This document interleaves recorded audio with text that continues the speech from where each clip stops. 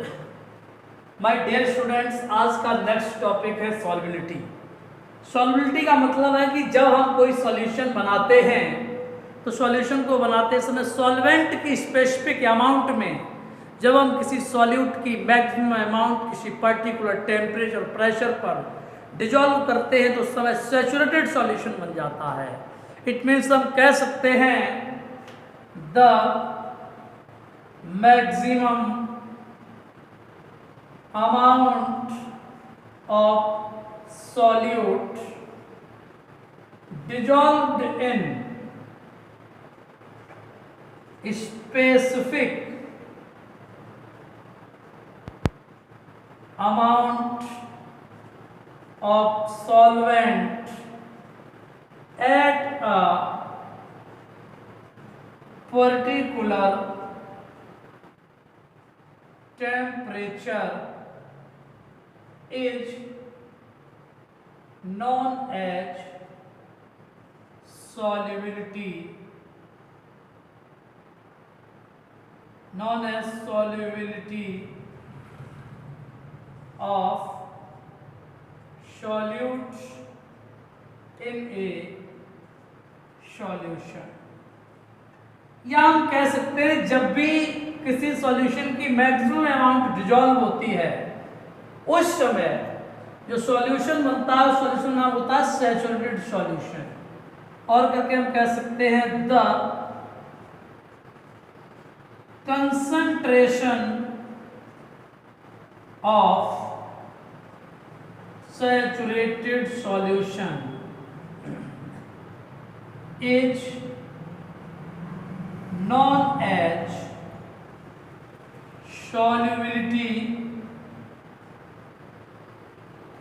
as solubility of that solution।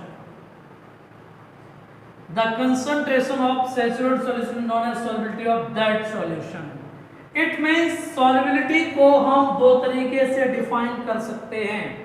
पहला method है the maximum amount of solute dissolved in specific amount of solvent at a particular temperature is known as solubility of solutes in a solution। और हम कह सकते हैं the concentration of saturated solution is known as solubility of that solution। it means solubility को हम बहुत अच्छी तरीके से समझ चुके हैं। solubility एक हमारा concentration है। अब हमारा टॉपिक स्टार्ट होता है solubility of solids in A liquids. हमारा टॉपिक है solubility of A solid in a liquid. मतलब एक लिक्विड के अंदर सॉलिड की सॉल्युबिलिटी को हम कैसे डिफाइन करते हैं, कैसे निकालते हैं। मैंने बताया solubility of A solid in a liquid.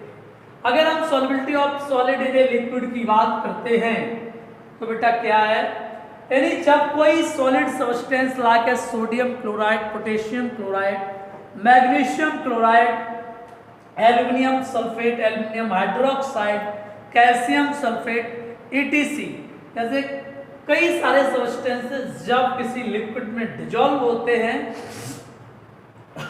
जब वो लिक्विड में डिजॉल्व होते हैं तो उस समय उसका एक सैचुरेटेड सॉल्यूशन बनता है। तो वो सैचुरेटेड सॉल्यूशन को ही हम solubility of A solid in a liquid बोलते हैं। तो हम कह सकते हैं the maximum amount of solid substance, the maximum amount of solid substance present in a liquid at particular temperature and pressure in specific amount of liquid। is known as solubility of solids, solubility of solids in liquids, यानी हम कह सकते हैं the maximum amount of solid substance present in a liquid at particular temperature and pressure in a specific amount of liquid is known as solubility of solids in liquid. In short में हम कह सकते हैं और करके the concentration of saturated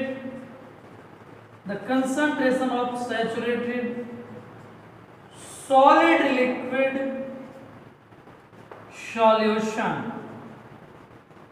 is known as solubility. Solubility of any solid is also known as solubility of a solid in a liquid is also known as molality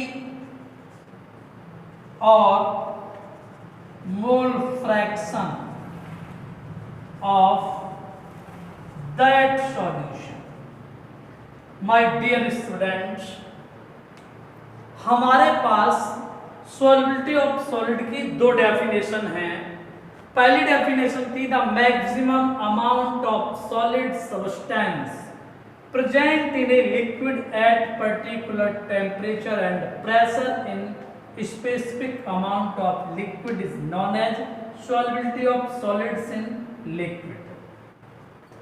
और करके दूसरी डेफिनेशन है the concentration of saturated solution, the concentrated of saturated solid liquid solution is known as solubility. Solubility of a solid in a liquid is also known as molality or mole fraction of that solution. It means आप solubility of solids को समझ चुके हैं यहाँ से। अब governing factors की अगर मैं बात करूँ या कौन factors affected या factors affected the solubility of solids in a liquid, किसी सॉलिड के अंदर लिक्विड की सॉल्युबिलिटी क्या है जरा उसको समझने की कोशिश करिए।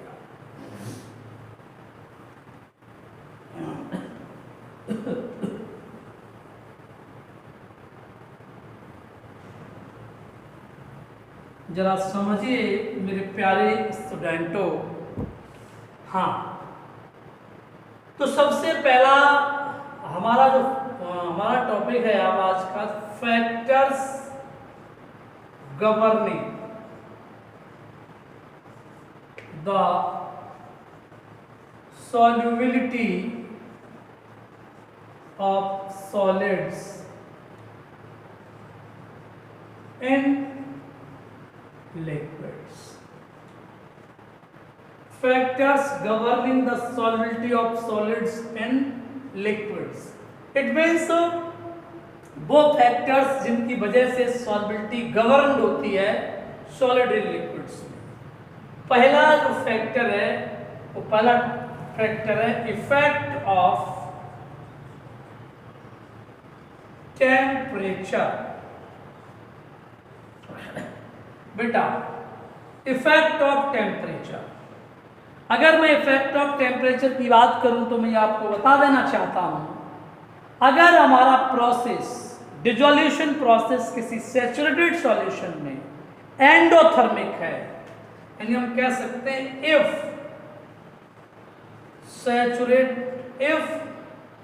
इन saturated solution dissolution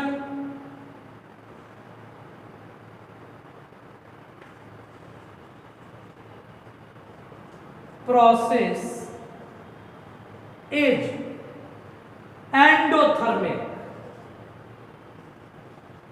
Endothermic, it means delta H solution जो है इज ग्रेटर देन 0 है। तो उस सिचुएशन में if in saturated solution dissolution process in endothermic, dissolution process is endothermic, अगर डिसोल्यूशन प्रोसेस एंडोथर्मिक है इसका मतलब delta solution H is greater than 0 है, then solubility increase with rise in temperature. Temperature को राइज करने पर solubility increase हो जाती है अगर हमारा प्रोसेस एंडोथर्मिक है। तो अगर हम कहें if in saturated solution dissolution process is exothermic, dissolution process exothermic, delta H solution is less than 0। इसका मतलब है then solubility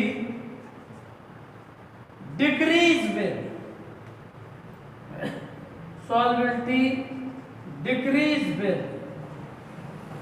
rise in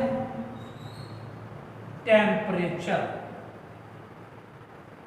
It means आपको इफेक्ट ऑफ टेम्परेचर के बारे में पता चल चुका है। अगर हमारा डिसोल्यूशन प्रोसेस एंडोथर्मिक है सैचुरेटेड सॉल्यूशन में, इट मींस एंडोथर्मिक की पहचान है कि delta H solution is greater than 0 है। उस कंडीशन में सॉल्युबिलिटी इंक्रीज होती है rise in temperature. If in saturated solution dissolution process is exothermic, it means delta H solution is less than 0, then solubility decrease with rise in temperature। उस condition में solubility decrease होती है temperature को बढ़ाने में, temperature को rise करने में। अगर किसी बच्चे को यहाँ पर डाउट है तो हमारे कमेंट बॉक्स में अपनी प्रॉब्लम भेज सकता है। हमारे बच्चे इतने होशियार हैं पढ़ने में, इन्हें कभी प्रॉब्लम होती ही नहीं। मैंने देखा है कि ये इतने इंटेलिजेंट हैं, क्या बताऊं, काफी मेहनती बच्चे। नेक्स्ट हमारा जो गवर्निंग फैक्टर है सॉल्युबिलिटी पर, वो फैक्टर है प्रेशर। बेटा अगर मैं प्रेशर की बात करूं तो सॉलिड की सॉल्युबिलिटी पर प्रेशर का जो इफेक्ट है वो नेग्लेबल है। क्यों? प्रेशर बढ़ाने पर सॉल्यूट के पार्टिकल इनकम्प्रेसिबल होते हैं, तो प्रेशर कोई इफेक्ट नहीं डालता है। The solubility of solids in a liquid does not affected by pressure because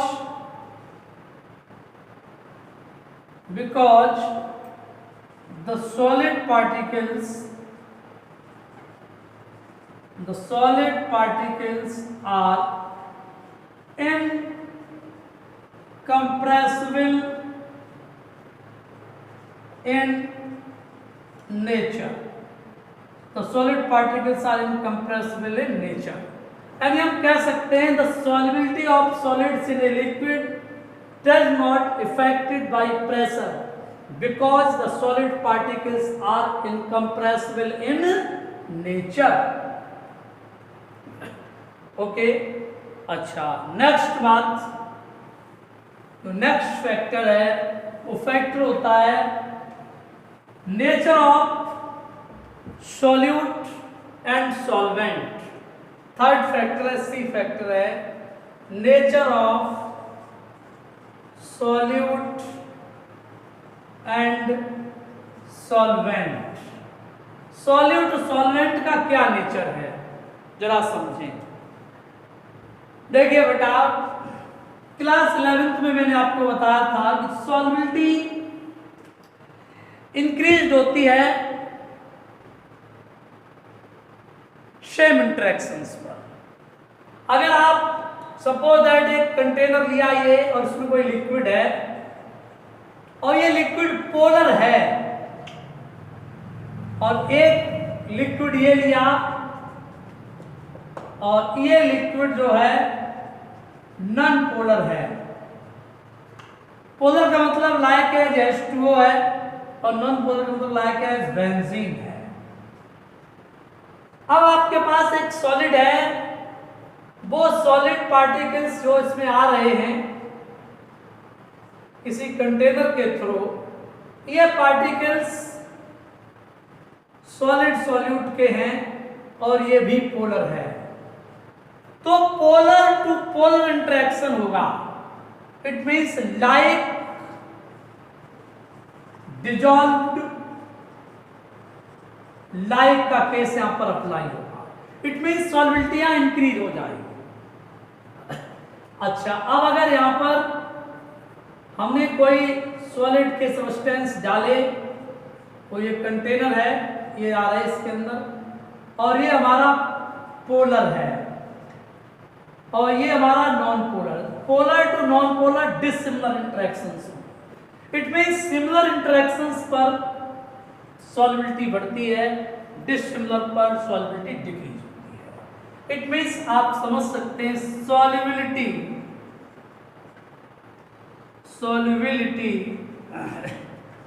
increase with similar